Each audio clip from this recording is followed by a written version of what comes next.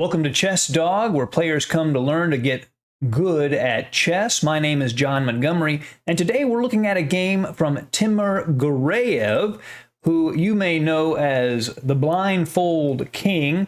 He holds the record for the number of consecutive blindfold games played at, I believe, 48. He's really an amazing player. He's also a strong player over the board. He's not blindfolded in the game we're going to look at today, and he's a very attacking player. He takes risks, but he also puts a lot of pressure on his opponent. Recently, I went over a game of his against Naroditsky, where Naroditsky won.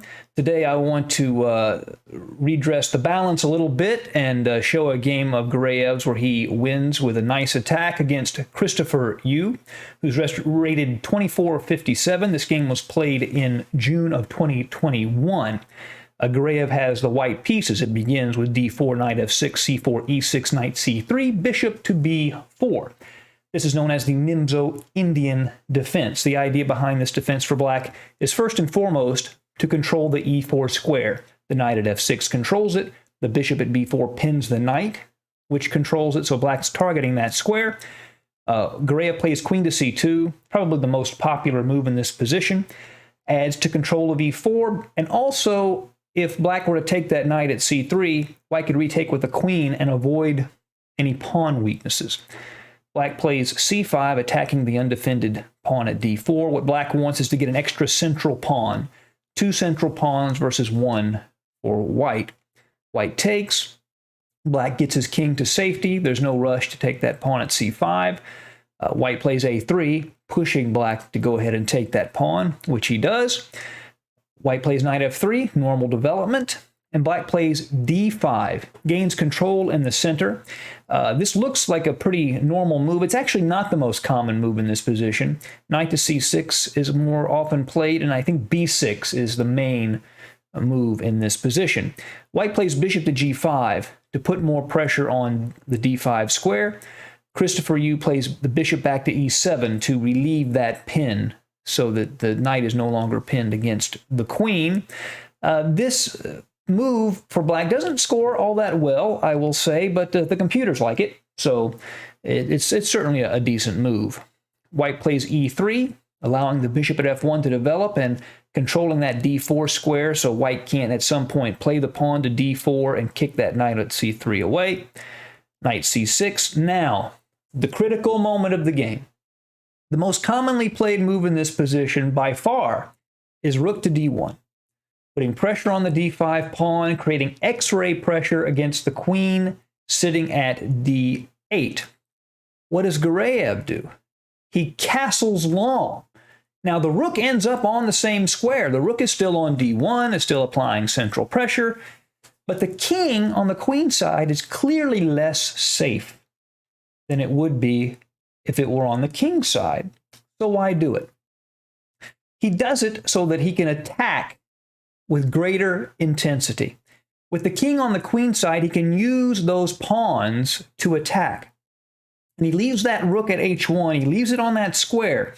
He wants to defend that bishop with h4, and then if the bishop gets taken, he'll retake with the h-pawn and get an open h-file. So this is a very aggressive move. He's saying, I'm going to take some risks with my king, but as compensation, I'm going to get greater attacking potential in my position.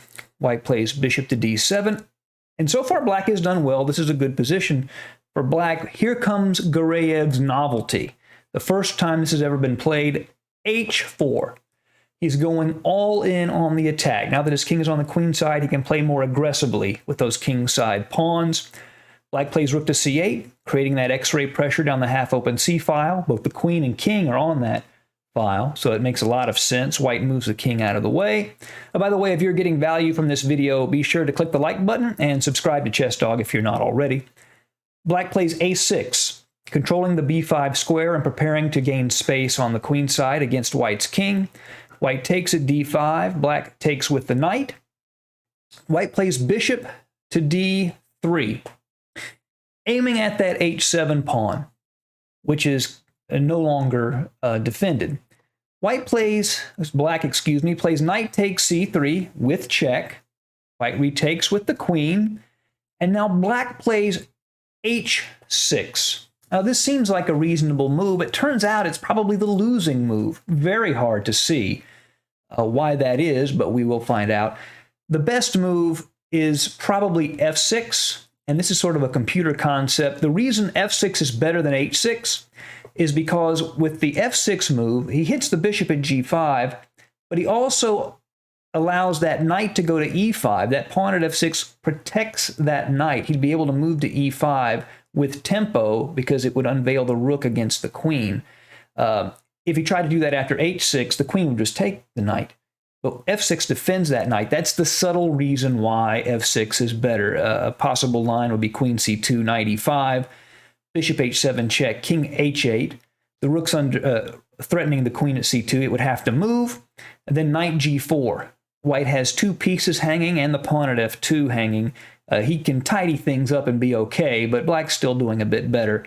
After rook d2, king takes h7, queen to d3 check. By hitting the king and the bishop at d7, white would recover the piece that he just lost. Queen takes, bishop, queen takes, rook f7, and the bishop would move, knight f2, and materials equal, and the structure is a little bit better for black. So black's doing fine here. After rook f1, knight g4. If white wanted to just grab that b7 pawn, that doesn't give him a material advantage because black would just play e5, hitting that bishop at f4 when the bishop moved. Knight takes e3, and black would be better. So that's an example of why f6 is the better move. Black plays h6, and that weakens that b1, h7 diagonal. And now Gareyev starts gunning for him. I mean, this is really a really nicely executed attack. First, he plays a very simple move, bishop c2. Just move that bishop one square. He wants to move the queen to d3. And the queen on d3 threatens checkmate at h7, and also that bishop on d7 at the same time. So bishop c2, only moving the bishop one square, but it's a very powerful move. Black goes ahead and takes the bishop, hg5. Now that rook on h1 that Gareyev decided to leave there when he castled queenside earlier, it's on a nice open file, ready for the attack. Christopher Yoo plays f5.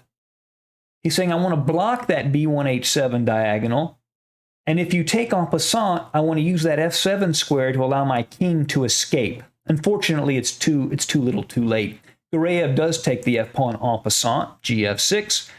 Bishop takes f6, queen to d3, with threatening the bishop on d7, and a check is not made at the moment. On h7, Christopher Yoo plays queen to b6, a sneaky little move, threatening mate on b2. So you have to always be aware, even if you have a nice attack, your opponent may have a trick or two up their sleeve. In this case, Gareyev, of course, is not going to fall for that. He begins with rook to h8 check, and it's actually a forced mate from this point. Black cannot take the rook, because if he does, it's checkmate instantly. So that sacrifice works effectively for Gareyev. So black is forced to go to f7, which he does. And now this is a great move. Knight to g5 check. Now, if the king moves from the check, say king to e7, then queen d7 is instant mate. So that means he has to take the knight. And when he takes the knight with the bishop, he's no longer defending the g7 square, and that's all he needs for the forced mate to work. So Christopher takes on g5, queen to g6 check, king to e7, queen to g7 check. And black actually resigned in this position. Christopher Yoo, being a strong player, saw the writing on the wall. Let's look at what would happen, though, if the game had continued. Rook f7, these are all basically forced moves. Queen to g5 check. Rook to f6 to block that check is necessary. Rook h7 check, king d8, rook d7 check, and the quickest mate after king to e8 is queen to g8 check, rook to f8, bishop to g6 mate. So Timur Gareyev, a strong grandmaster, shows us that if you want to effectively attack your opponent, sometimes you have to take risks, even if you're playing someone strong. Thank you for joining us at Chess Dog, and be sure to look for the next video. Talk to you later. Bye.